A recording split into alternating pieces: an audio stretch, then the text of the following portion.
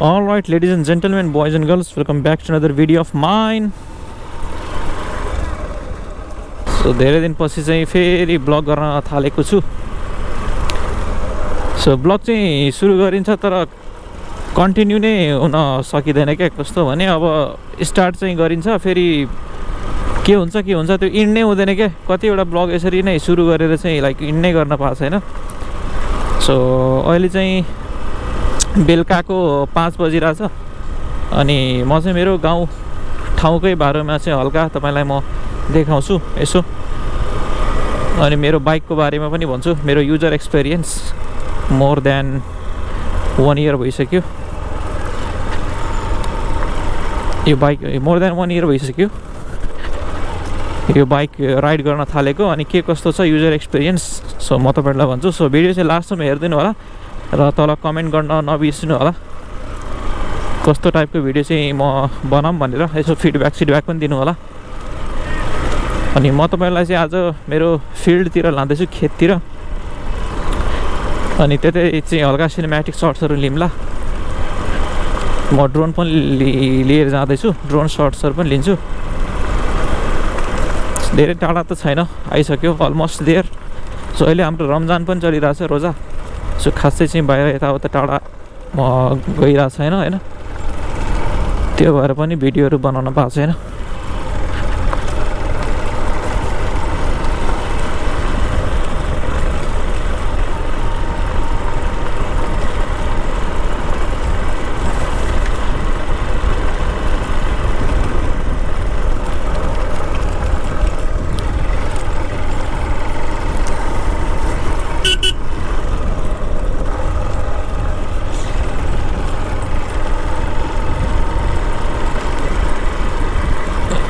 So almost there.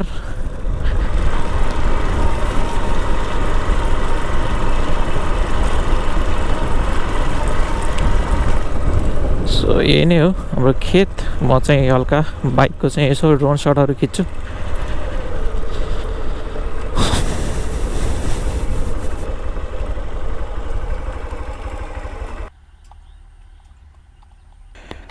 So all right, म चाहिँ अब ड्रोन चाहिँ टेक अफ गर्न लागेको हो. सो म चाहिँ यसो आफ्नो बाइकलाई चाहिँ फलो गर्न लाउँछु टेक अफ गरेर.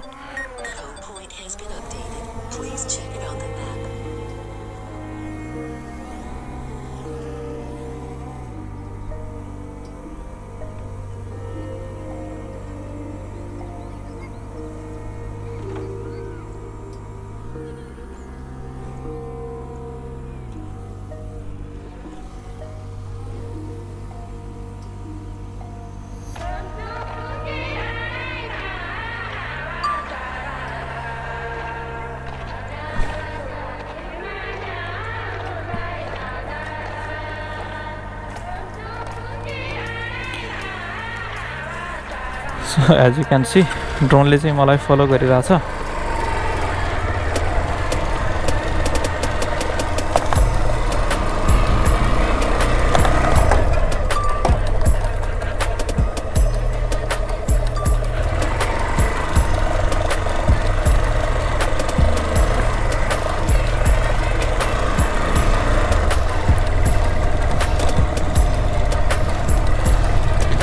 अलराइट गाइज, तपाईले हेर्न सक्नुहुन्छ है.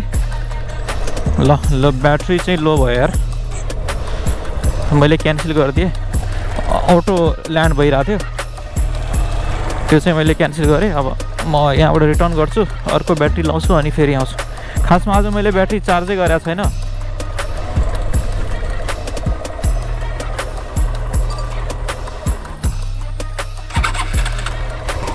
आज यतिकै ऱ्यान्डम प्लान बनाएँ यता आउनलाई. सो त्यही भएर चाहिँ मैले चार्जै गरेको छैन क्या ब्याट्री.